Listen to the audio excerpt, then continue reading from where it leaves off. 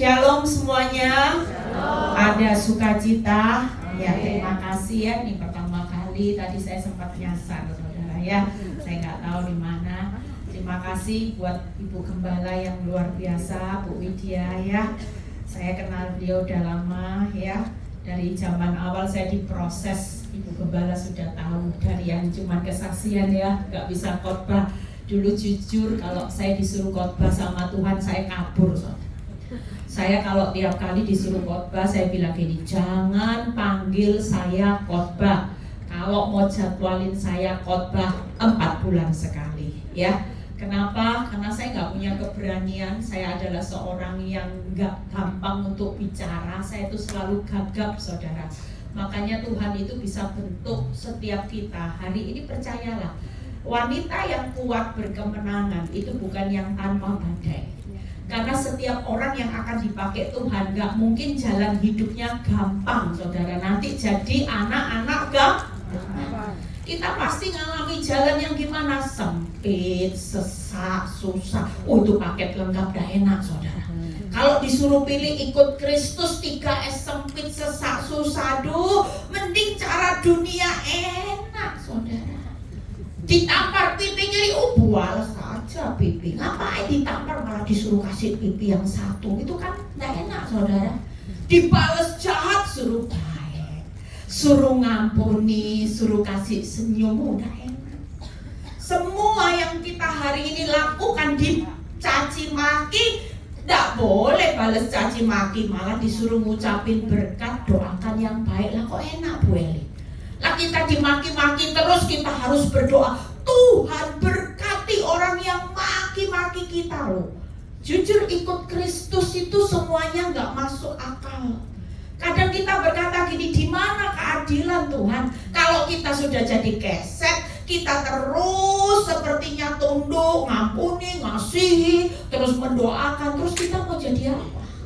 Makanya komunitas seperti ini itu sangat penting.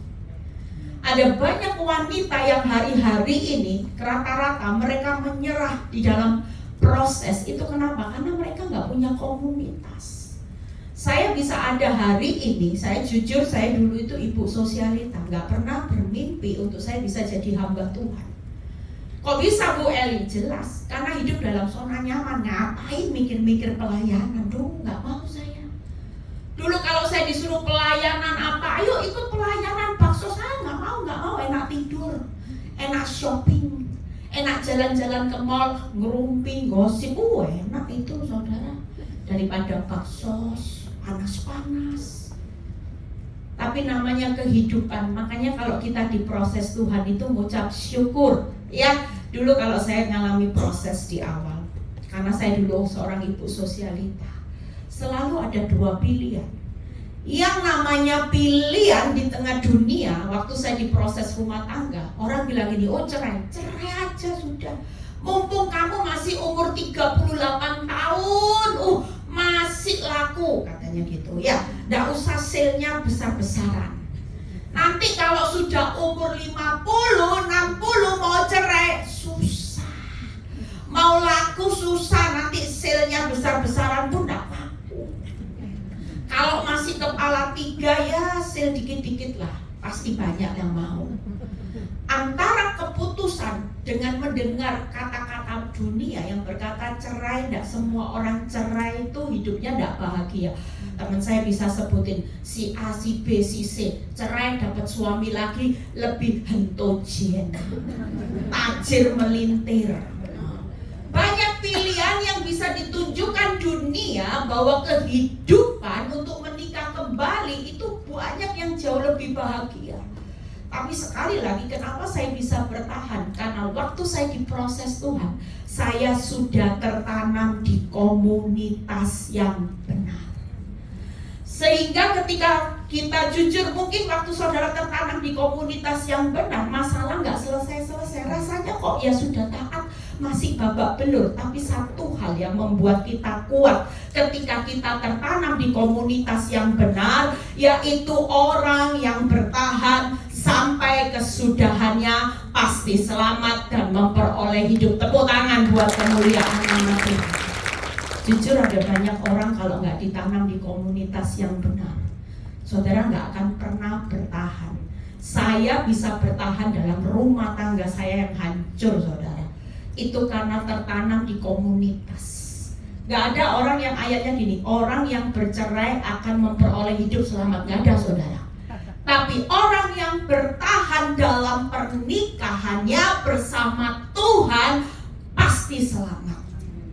Dan saya bersyukur, saya ngalami proses 15 tahun. Satu pintu yang Tuhan tutup, ketika saya bertahan bersama Tuhan, di situ satu pintu membuka banyak pintu. Tepuk tangan buat kemuliaan nama Tuhan. Coba waktu itu saya ikut dunia cerai, mungkin hari ini gak ada banyak pintu yang bisa saya lewati. Saya 15 tahun dalam perjalanan, kalau merenung kebaikan Tuhan, saya selalu nangis. Saya bilang, Tuhan, sampai di titik ini aja, kalau bukan karena anugerah Tuhan, saya gak mungkin jadi hamba Tuhan.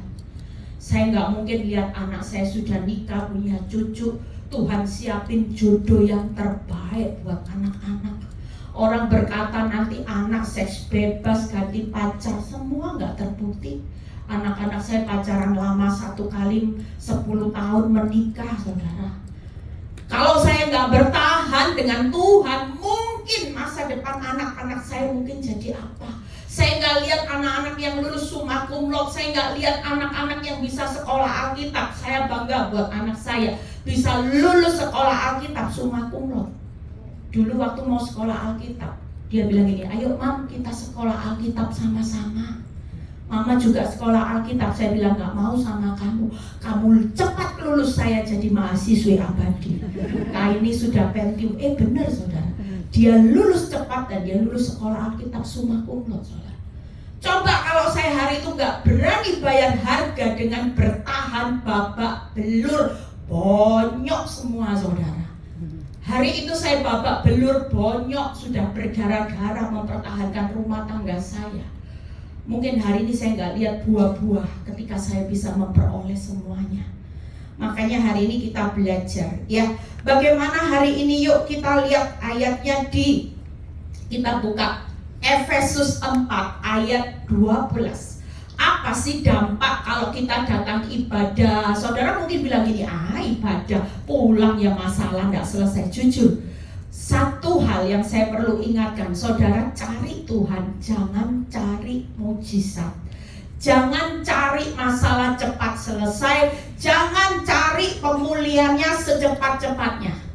Sekali lagi, ikut Kristus bukan cepatnya masalah selesai, tapi target Tuhan ikut Kristus hari ini kita dibangun karakter.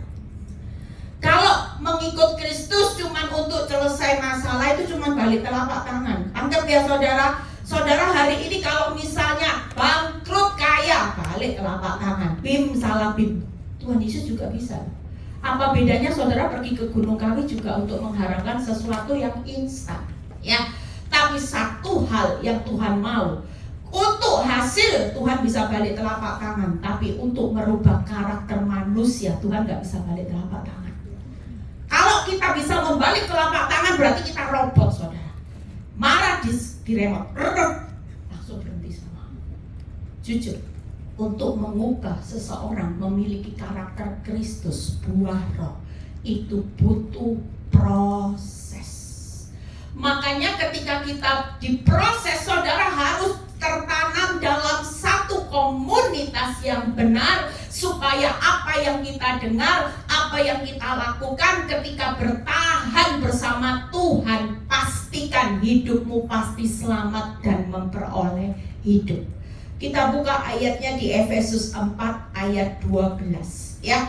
Efesus 4 ayat 12. Untuk memperlengkapi apa saudara? Orang-orang kudus bagi pekerjaan pelayanan, bagi pembangunan tubuh Kristus. Saudara percaya setiap saudara yang hadir di sini adalah bait Allah. Berikutnya, sampai kita semua telah mencapai apa saudara?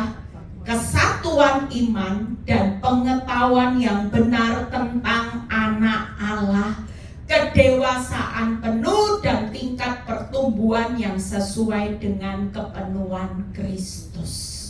Pastikan komunitas ini terbangun, pasti ada tujuan. Buka PowerPoint saya. Ada 3 hal yang saya akan bahas. Saudara datang ke tempat ini bukan acara kumpul-kumpul, nanti pulang janjian. Ya, setelah makan ada berapa banyak orang yang saya lihat yang benar-benar gak punya motivasi, cuma sekedar ketemu teman. Nanti tujuannya bukan ketemu Tuhan di tempat ini, maunya setelah ibadah kita makan-makan. Nah, tujuannya. Ada bahkan yang masih duduk dalam ibadah masih bisa bilang gini, nanti mau makan mana? Yang satu bilang gini, makan di sini, gak enak itu, enak di sini, tanya-tanya sebelah. Jadi yang diributkan sementara hamba Tuhan berkhotbah, saudara bukan fokus untuk mengejar kesatuan iman, untuk mengejar pengenalan yang benar tentang Tuhan dan kedewasaan yang penuh, supaya kita punya ketahanan untuk membangun tubuh Kristus. Saudara cuma mau membangun perut saudara. Langsung kasar kusuk, gak enak itu, gak enak. Atau kalau enggak, ya ada orang yang lewat. Saya pernah loh satu kali, saya duduk di tengah-tengah. Waktu itu saya ikut ibadah, saya masih belum jadi hamba Tuhan, saudara. Saya datang di salah satu komunitas wanita. Tengah-tengah kita lagi dengar pengumuman, waktu itu belum khotbah. Tiba-tiba ada seorang ibu yang lewat. Belakang saya bilang, itu mantan pelakor. Dulu ambil suaminya, sebelahnya. Oh iya, itu tahu, itu terkenal. Pelakor. Jujur, kita semua hari ini mau yang masuk mantan pelakor, mau mantan apapun. Saya percaya Tuhan datang bukan cari orang yang sehat, justru orang yang sakit-sakit seperti ini. Makanya ada firman yang berkata, akan ada sukacita di surga ketika satu orang bertobat daripada 99 orang benar yang tidak memerlukan pertobatan. Itu sebabnya 3 hal kalau saudara tertanam dalam komunitas. Yang pertama yang kita cari adalah satu, kesatuan iman. Yang kedua, bagaimana pengenalan yang benar tentang Tuhan. Saya percaya setiap kali ibadah khotbah disampaikan, ya, yang tadi ikut kor, itu semuanya mengejar bagaimana kita punya kesatuan iman, bahwa sekali Yesus kita Yesus. Sehingga gak ada pilihan lain ketika saudara beribadah, pilihan lain untuk bertahan. Saya bisa bertahan, saudara bisa bertahan. Kalau orang tanya, Bu, apa alasan ibu mempertahankan rumah tangga? Apakah ibu hari ini gak lihat realita bahwa yang dipertahankan bukan suami yang baik? Ada banyak ibu-ibu yang bilang ini, Bu, saya punya suami yang malas, Bu. Sudah gak kerja, minta makan enak. Coba Bu, mau diapain suami seperti ini? Kalau gak kerja, gak bisa kasih uang, oke lah. Saya masak apa, dia makan apa? Enggak, Bu, tiap kali saya masak saya selalu dicacat, gak enak, makan hupe. Katanya tahu tempe setiap hari. Jujur, banyak orang yang hari-hari ini merasa bahwa ketika mereka bertahan melihat hasil, kita semua pasti kecewa. Apalagi kalau kita hari ini ketemu dengan suami pasangan yang gak ideal. Setiap hari pagi buka mata, lu laki yang nyebelin. Buat apa bertahan? Tapi satu hal kita bertahan karena alasan satu, karena kita mau belajar setia mengiring Kristus sampai akhir menutup mata. Tepuk tangan buat kemuliaan nama Tuhan. Yuk kita lihat satu persatu bagaimana kesatuan iman. Efesus 4 ayat 3 dan 4 kita baca terlebih dahulu.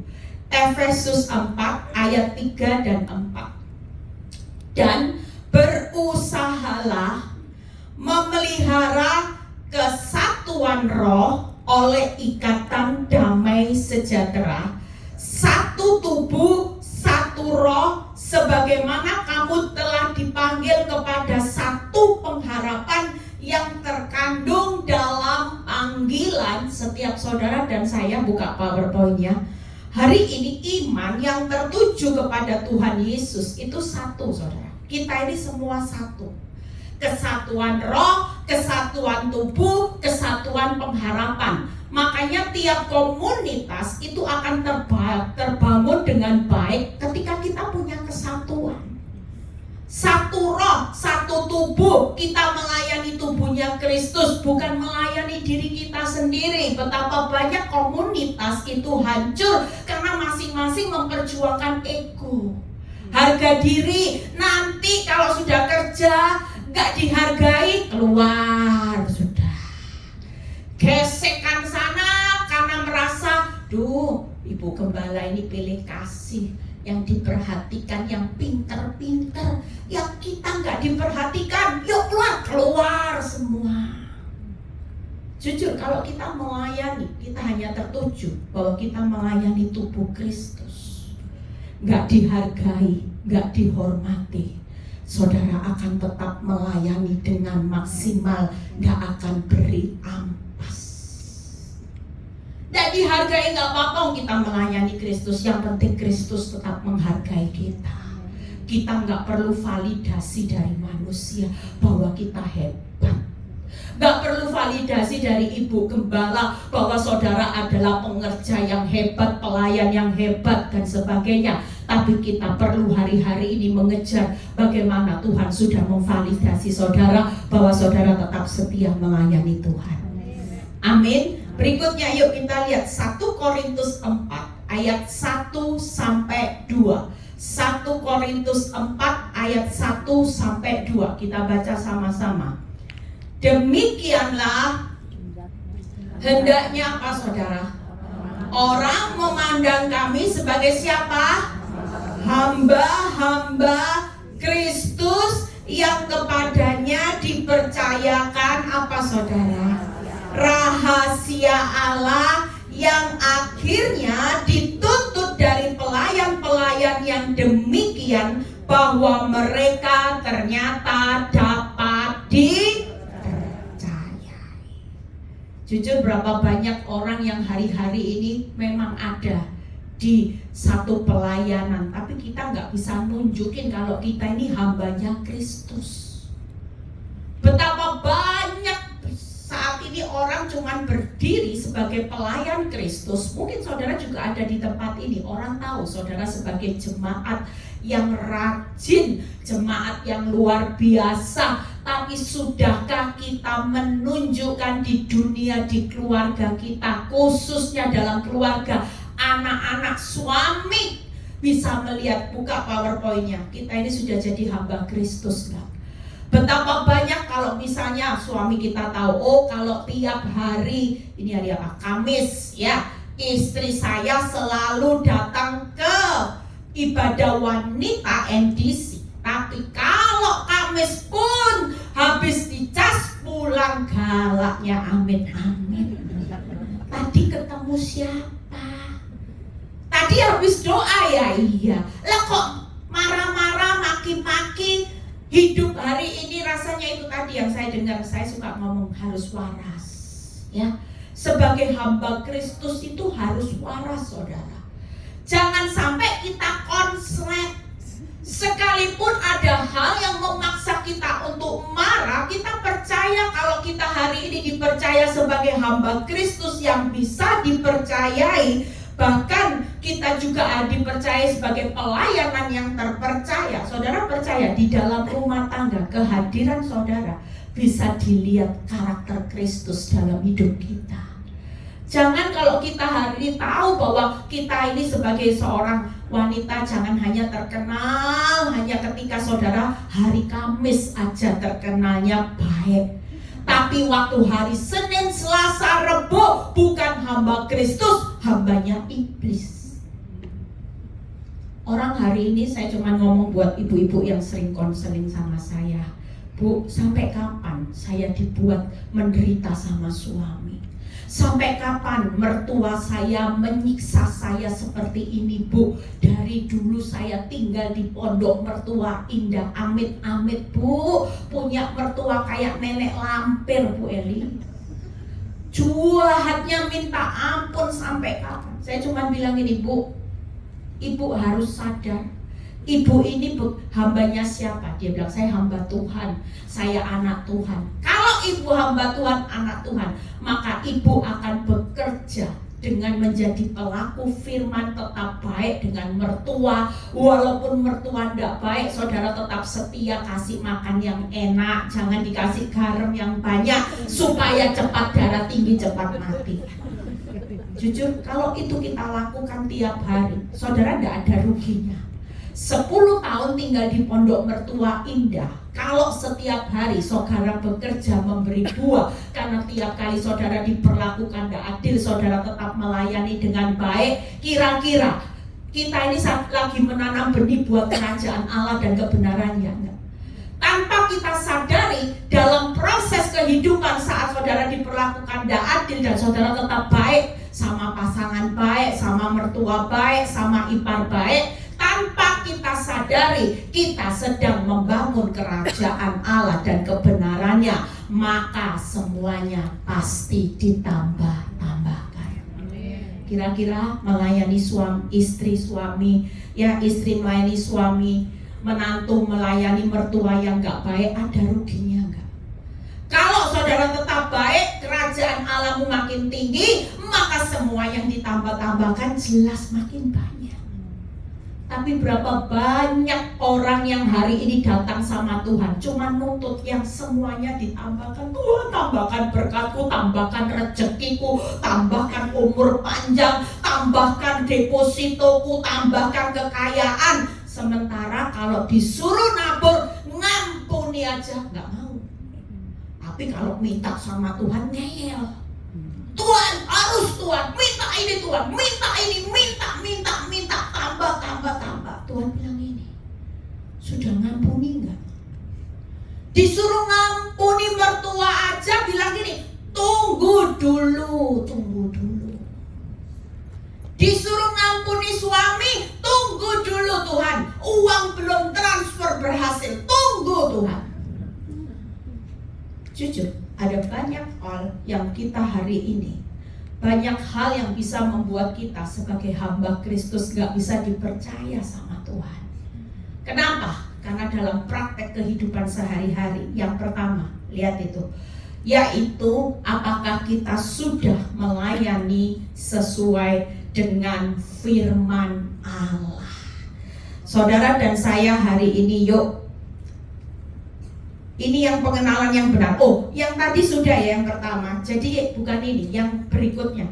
Yang pertama yaitu adalah bagaimana pengenalan yang benar tentang Tuhan, ya. Yang kedua tadi pengenalan yang benar tentang Tuhan. Yang pertama tadi kesatuan iman.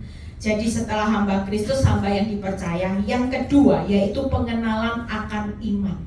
Berikutnya yuk baca, di mana di 1 Petrus 4 ayat 11. 1 Petrus 4 ayat 11. Jika ada orang yang berbicara, baiklah apa saudara? Ia berbicara sebagai orang yang menyampaikan firman Allah. Jika ada orang yang melayani, baiklah ia melakukannya dengan kekuatan yang dianugerahkan oleh Allah, supaya Allah dimuliakan dalam segala sesuatu, karena Yesus Kristus ialah yang mempunyai kemuliaan kuasa selama-lamanya. Buka PowerPoint-nya, 3 hal. Hari ini selain kesatuan iman tadi, kita juga hari ini yang kedua, belajarlah pengenalan yang benar tentang Tuhan. Anggap ya, pengenalan yang benar tentang Tuhan 3 hal.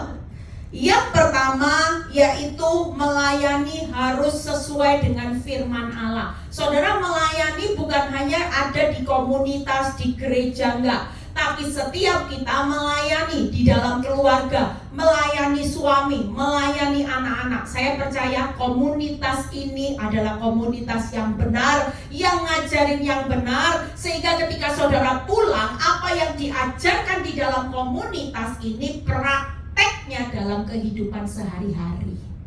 Anggap saudara, melayani sesuai dengan firman Allah. Saya beri contoh, jangan saling cekcok dan bertengkar.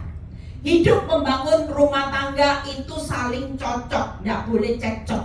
Ya, siapa yang suka cekcok, mulai sekarang pulang dari tempat ini, bangun rumah tangga itu dengan saling cocok. Hari ini undurlah sebelum perbantahan terjadi. Itu firman Tuhan. Jadi kalau suamimu sudah jangan ikut nah itu jangan, saudara. Begitu suamimu mulai suaranya saudara jadi putri Solo. Kita belajar merendahkan hati. Sekalipun mungkin waktu kita dicaci maki, kita bukan posisi yang salah. Gak ada salahnya orang yang gak salah berkata, ya sudah, kalau kamu merasa saya salah, saya minta maaf. Kalau mau menjelaskan lagi nanti kalau sudah ada konslet baru ngomong baik-baik. Ingat ya, 2 hari yang lalu kamu maki-maki saya, tapi ya tidak apa-apa lah. Tapi sebenarnya saya itu tidak salah loh. Saya itu tidak salah, oke. Tapi pada waktu suami pasangan atau siapapun yang kita hadapi, termasuk anak-anak, saya juga belajar untuk mengambil bawah. Dulu saya sebelum mengenal firman, saya nggak mau tunduk di bawah anak-anak. Kalau anak-anak saya berani melawan saya bisa gebrak meja, saudara. Tapi waktu Tuhan mengajari saya untuk melayani sesuai dengan firman Allah, di situ ketika anak-anak mulai nada tinggi, saya mulai ambil bawah. Saya mulai mengalah, walaupun rasanya saya sebagai orang tua, mungkin kadang-kadang saya bilang gini, kamu belum bisa membiayai mama, belum kasih uang mama aja, kurang ajarnya keterlaluan. Enggak, waktu mereka mulai marah, emosi, saya memilih untuk diam. Karena saya percaya, di dalam kehidupan ini masih ada Tuhan yang sanggup mengubah setiap karakter. Amin, saudara. Hari ini jangan takut. Yang kedua, melayanilah dengan kekuatan Allah. Saudara bisa hari ini menjadi seorang ibu yang ada banyak ibu-ibu yang bisa bekerja, suaminya nggak bekerja. Kadang-kadang mulai sombong. Kalau saya dengar konseling rata-rata ibu yang sudah bisa cari uang, waktu suaminya macam-macam, dia bilang gini, Bu, saya biar nggak hidup sama suami saya limited edition, saya bisa cari uang sendiri. Saya sudah tidak butuh. Nah ini bahaya, saudara. Kalau itu yang jadi kebiasaan kita, karena kita merasa kita mampu hidup tanpa suami, karena kita bisa menghasilkan uang sendiri, maka kita hari ini melayani Tuhan dengan kesombongan kita. Kalau kita bisa sukses, semua itu hanya anugerah. Kita bisa hari ini berhasil, semua itu hanya anugerah. Makanya saya cuma tekankan siapapun kita hari ini, kalau saudara mungkin saudara nggak bisa nyanyi, saudara nggak bisa apa, saudara kepingin melayani Tuhan, nggak usah takut. Karena semua talenta yang Tuhan berikan itu cuma bonus, saudara. Saya nggak bisa khotbah, saya nggak bisa ngomong, saya gagap. Sampai kalau ketemu teman-teman saya yang kuliah, yang sekolah dulu di SMP, SMA, dia tanya, kamu belajar ngomong di mana? Melatih ngomong. Soalnya dia pikir orang bisa nyanyi, ada guru nyanyi. Ya, mungkin kalau orang bilang ini, mungkin kamu ada guru yang ngajari kamu bisa ngomong. Karena mereka tahu, saya dulu adalah orang yang diam, saudara. Nggak banyak omong. Hari ini terlalu banyak ngomong ya. Kalau tidak di stop tadi kasih waktu nanti bisa sampai jam 3. Saudara mau pulang jam 3. Itu sebabnya hari ini yuk benar-benar kalau saudara ada di tempat ini, saya percaya kalau saudara dapat di tempat rumah Tuhan, di komunitas yang benar, selalu tiap kali saudara pulang, selalu ada pesan yang harus saudara praktekkan. Yang ketiga, melayani Tuhan itu dengan memuliakan Tuhan. Jangan saling menjatuhkan, jangan kejar gila hormat.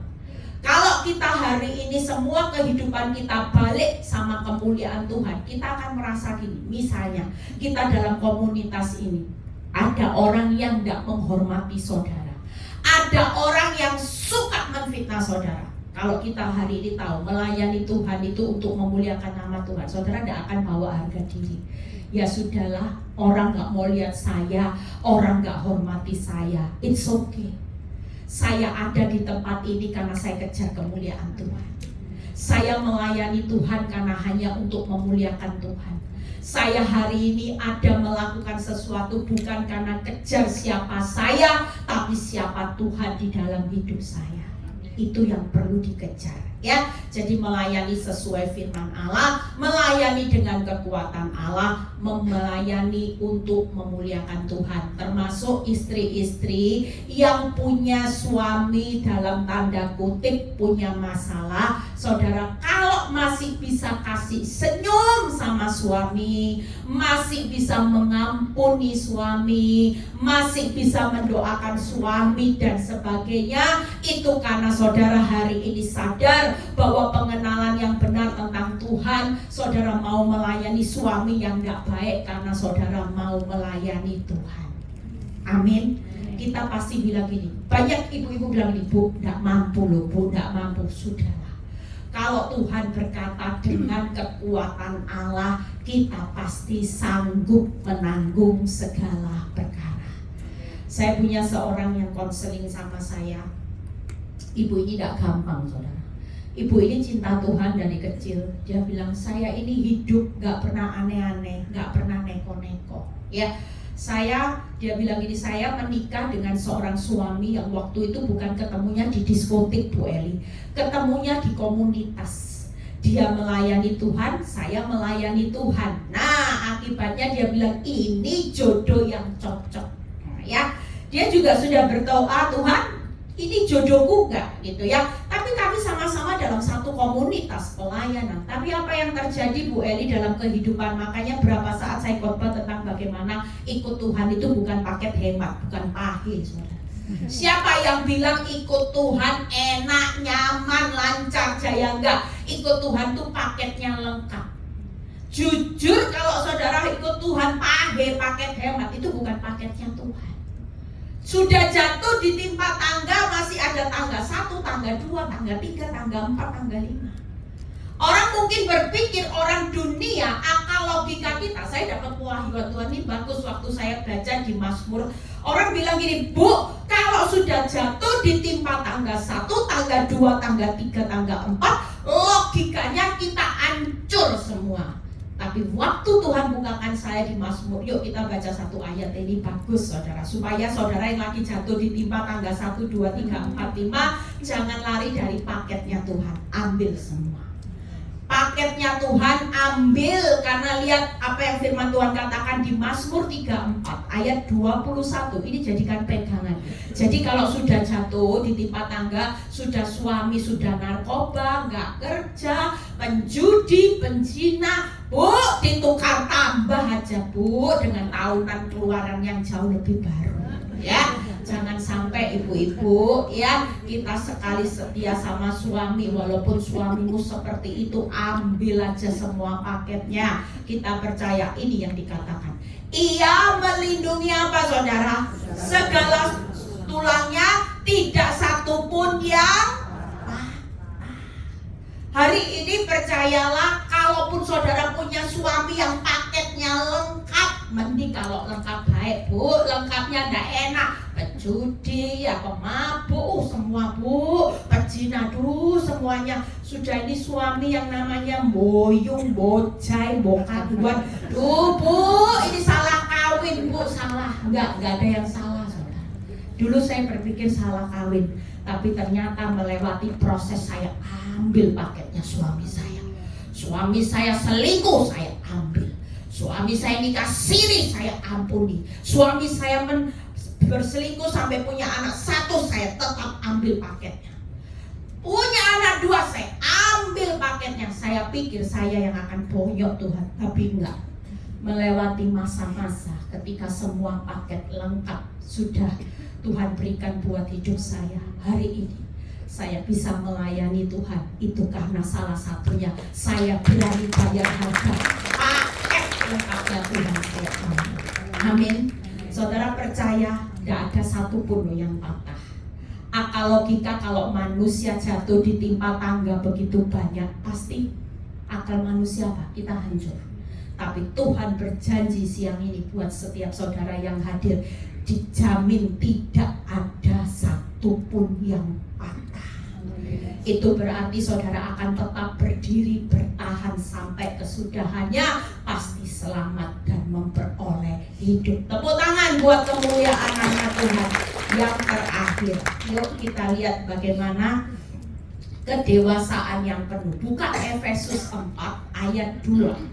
Efesus 4 ayat 2. Oh ya, tadi saya lupa cerita. Nah, seorang ibu itu bilang gini sama saya, Bu, menikah di komunitas harapan saya waktu menikah, saya pasti bahagia. Kenapa? Karena kami berdua sama-sama sudah kenal firman, pelayanan, dan saya ketemu di komunitas, pasti saya bahagia. Tapi apa yang terjadi? Saya menikah, punya anak satu, anak saya cacat. Anak kedua cacat. Anak ketiga cacat. Anak keempat cacat. Dan ketika anak ketiga cacat, Bu Eli, suami saya jatuh dalam perselingkuhan. Dan mertua yang orang tahu kebenaran bilang gini sama suami saya, ceraiin istri gak apa-apa, karena ini dianggap bahwa sial. Dan di situ dia berkata, di mana keadilan Tuhan? Di mana pembelaan Tuhan? Sudah bertahun-tahun. Apa artinya? Dan sempat dia pingin bunuh diri. Tapi saya ngomong sama ibu ini, ibu jangan sampai bunuh diri. Ibu tahu istri yang cakap akan membawa keuntungan buat suaminya. Istri yang cakap bisa memenangkan suaminya. Istri yang cakap bisa menguduskan suaminya. Jadi ketika ibu tetap berdiri jadi orang benar, ibu pasti melihat rumah tangga yang hancur, pasti satu orang pulih, seisi rumah akan dipulihkan. Tepuk tangan buat kemuliaan nama Tuhan. Dan dia bilang ini, gimana tanggung jawab saya buat 4 anak? Saya bilang, Bu, jangan takut. Setiap saudara jangan merasa ketika dititipi 4 anak cacat saudara aib, bawa sial. Enggak.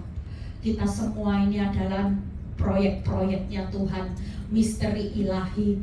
Di tengah keadaan yang sulit, aib, percayalah. Saya cuma bilang, Bu, anak cacat cuma ada di dunia.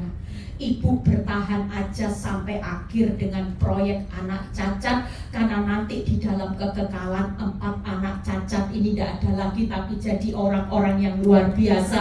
Kita semua jadi penyembah dalam roh kebenaran.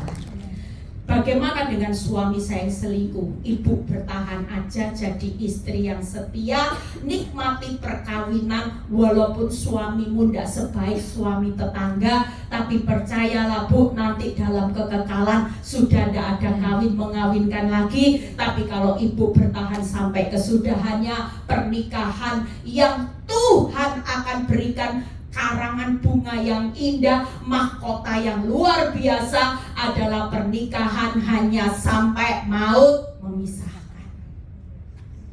Makanya saya kagum waktu saya buka multimedia bisa Amsal 4 ayat 9 kalau nggak salah. Itu ayat luar biasa. Ternyata di dalam setiap ya saudara percaya hari ini ibu-ibu yang cakap ya, bukan saja saudara mempercantik diri, tidak ada salah ya. Bu, boleh nggak oplas di Korea? Oh boleh, nggak apa-apa. Saya mau operasi mata, Tuhan kenal nggak? Tuhan tuh kenal rohnya saudara.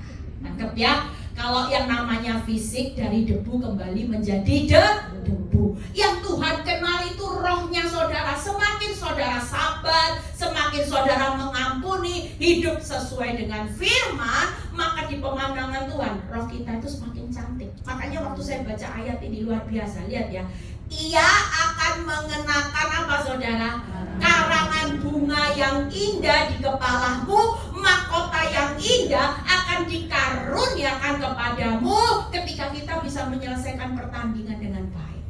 Saya terlalu percaya ibu-ibu di sini yang bertahan dengan suami yang tidak baik, mertua yang tidak baik. Suatu kali waktu kita pulang ke rumah Bapak akan menyediakan karangan bunga yang indah, mahkota yang indah, dan Tuhan akan berkata, hai hambaku yang setia dan benar, turutlah kebahagiaan dengan aku. Wow, keren. Jangan cuma kejar hidup di dunia dapat validasinya karangan bunga manusia. Orang cuma bisa acungin jempol waktu saudara emansipasi wanita. Ya gini loh, istri kalau ditinggal suami ya balik tinggal, hilang 1 tumbuh 1000. Nah itu Hari ini pastikan kita sebagai anak Tuhan, yuk tahu identitas kita sebagai hamba Kristus. Bukan ikut-ikutan dunia kawin cerai. Saudara ada di komunitas ini, mulai bangun tubuh Kristus yang terlihat hari ini. Dunia kalau semakin gelap, kita ini tetap jadi terang dan garam dunia, karena saudara sudah tertanam di komunitas yang benar. Sehingga ketika saudara keluar, saudara tetap punya bau yang harum.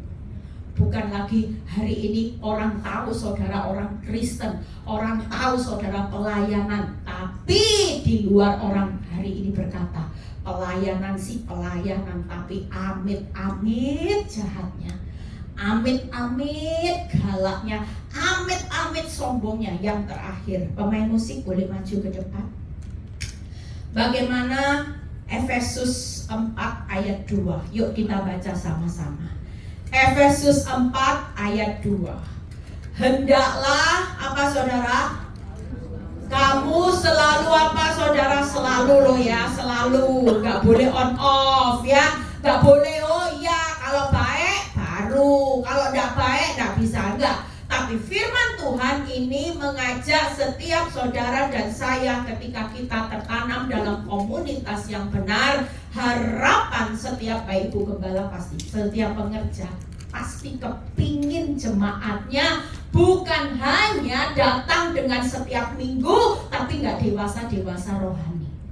Harapan Ibu Gembala dan seluruh pengerja ini menghabiskan waktu menyediakan program yang luar biasa untuk saudara datang ke tempat ini. Harapannya setiap jemaat NDC ini mengalami kedewasaan rohani. Amin. Saudara, kamu selalu apa saudara? Rendah hati, lemah lembut dan sabar. Tunjukkanlah kasihmu dalam hal apa saudara? Saling membantu. Buka PowerPoint-nya. Hari ini yuk belajar rendah hati. Istri-istri belajar rendah hati. Gak usah lihat orang lain mau merendahkan hidupmu, mau menghina, mau nyakiti. Kalau kita belajar rendah hati, kita akan berkata gini, kamu mau nyakiti aku, kamu mau gak balas kebaikanku, aku gak jadi masalah karena aku cuma seorang hamba Tuhan. Kalau kita hamba Tuhan kita aja, jujur kita ini kalau gak mau ngampuni kita sombong. Tuhan yang jadi Tuhan punya penguasa langit dan bumi aja mau ngampuni saudara. Sementara kita yang manusia cuma debu, sombong. Ngampuni ada batasnya, mengasihi ada syaratnya, enggak loh. Orang yang rendah hati akan selalu mengampuni tanpa batas, mengasihi enggak perlu syarat. Orang akan lemah lembut, sabar, saling membantu. Kalau kita tahu suami kita, pasangan kita hari ini lagi sakit jiwa, saya percaya saudara, banyak istri lebih mudah membantu melayani suami yang lagi sakit stroke. Lebih gampang. Ya, kalau sakit stroke paling nyediain obat, makan paling disuapin. Sakit fisik gampang. Kalau punya suami lagi sakit, ya misalnya kena lever, kanker, itu seorang istri lebih gampang. Yuk kemo dianterin saudara. Tapi kalau sudah punya suami sakit jiwa, apalagi yang urusannya selingkuh di luar, amit-amit.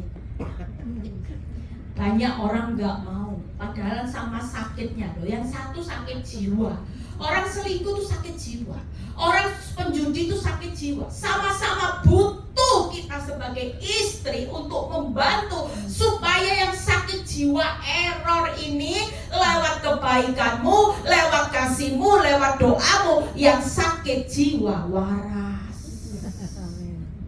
Tapi berapa banyak ketika istri-istri tahu suaminya seperti ini, mereka akan berkata, sorry, saya sudah tidak kuat Bu Eli hidup dengan suami yang model seperti ini. Kita jujur, kalau kita mengalami kedewasaan penuh, kita akan membantu melayani suami. Walaupun apa yang saudara kerjakan, mungkin suamimu gak pernah respect, gak pernah menghormati hidup kita, tapi pastikan Tuhan itu tetap memperhitungkan upah kita sebagai orang benar. Tepuk tangan buat kemuliaan nama Tuhan. Yuk bangkit berdiri. Saudara percaya 3 hal kita pulang, ya. Saya berharap dengan komunitas yang seperti ini, ya, Ibu Gembala sudah sediakan waktu pengerja, ya, supaya kita semua hari ini mengalami 3 hal, saudara.